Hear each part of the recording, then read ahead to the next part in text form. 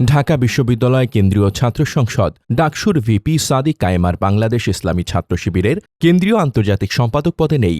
খবরটি প্রকাশের পর অনেকের মনেই প্রশ্ন, তিনি কি পদত্যাগ করেছেন, নাকি সংগঠনের সঙ্গে কোনো মতবিরোধ হয়েছে, নাকি এর পেছনে রয়েছে অন্য কোনো কারণ? বাংলাদেশ ইসলামী ছাত্র শিবির থেকে আনুষ্ঠানিকভাবে বিদায় নিয়েছেন ডাকসুর ভিপি সাদিক কায়েম। তবে এটি কোনো পদত্যাগ বা বহিষ্কারের ঘটনা নয়। ছাত্র শিবিরের কেন্দ্রীয় মিডিয়া সম্পাদক মুতাসিম বিল্লাহ শাহিদি জানিয়েছেন, সংগঠনের নিয়ম অনুযায়ী সাংগঠনিক মেয়াদ শেষ হলে প্রতি ৬ মাস পরপর দায়িত্বশীলদের বিদায় দেওয়া হয়।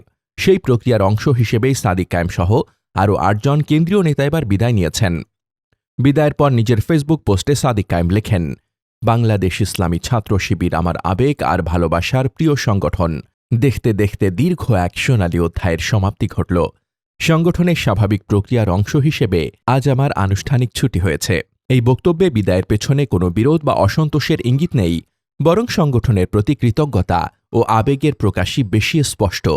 তবে রাজনৈতিক বিশ্লেষকদের মতে ছাত্র সংগঠনের আনুষ্ঠানিক দায়িত্ব শেষ হলেও অনেক নেতার জন্য এটি মূলধারার রাজনীতিতে আরও বড় ভূমিকা নেওয়ার পথ খুলে দেয়।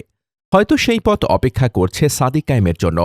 ঢাকা মহানগর দক্ষিণে মেয়র নির্বাচনে বাংলাদেশ জামায়াতে ইসলামীর দল থেকে লড়বেন তিনি।